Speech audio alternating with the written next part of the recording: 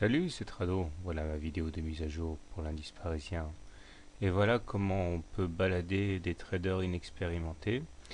Regardez un petit peu la séance du jour, elle est très intéressante puisque malgré une attaque baissière très conséquente qui a amené les cours au contact à la fois du support à 3954 et de la moyenne mobile à 20 séances, eh bien nous avons assisté à une chevauchée fantastique qui nous amène à clôturer légèrement positif.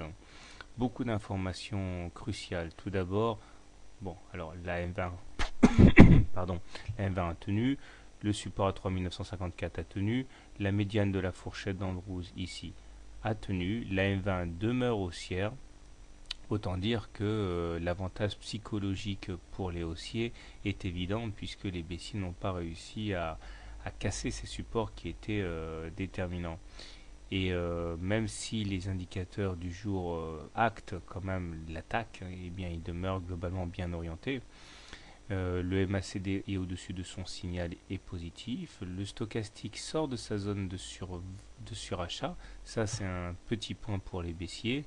Mais le momentum, lui, demeure positif. Surtout, on peut considérer que les divergences baissières ont maintenant été payées.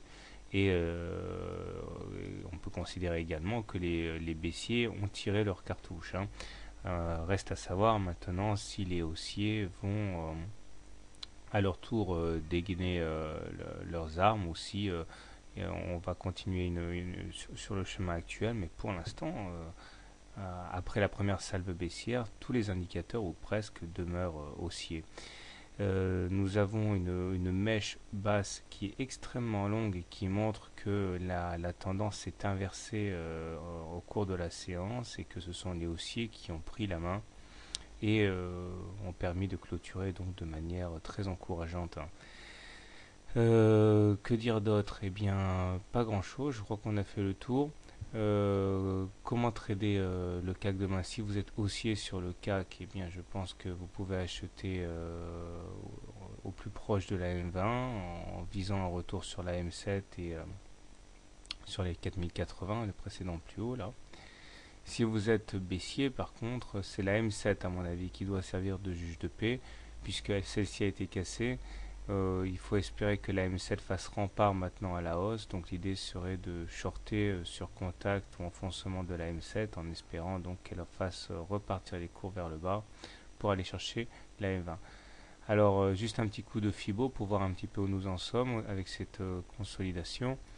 Alors nous avons sur la précédente séance de hausse retracé 38,2% de retracement de Fibonacci donc qui ont bien tenu. Il n'y a aucune raison a priori tant que ces 38% tiennent d'aller visiter le niveau inférieur à 50% et je pense que la réaction épidermique des haussiers et des cours sur les 38% montre que eh bien, il y a du lourd quand même en face. Il suffirait qu'on trouve un terrain d'entente sur le terrain des tensions en Afrique et au Moyen-Orient pour que on ait une bonne raison de repartir à la hausse. Voilà, bonne soirée, bon trade et à demain.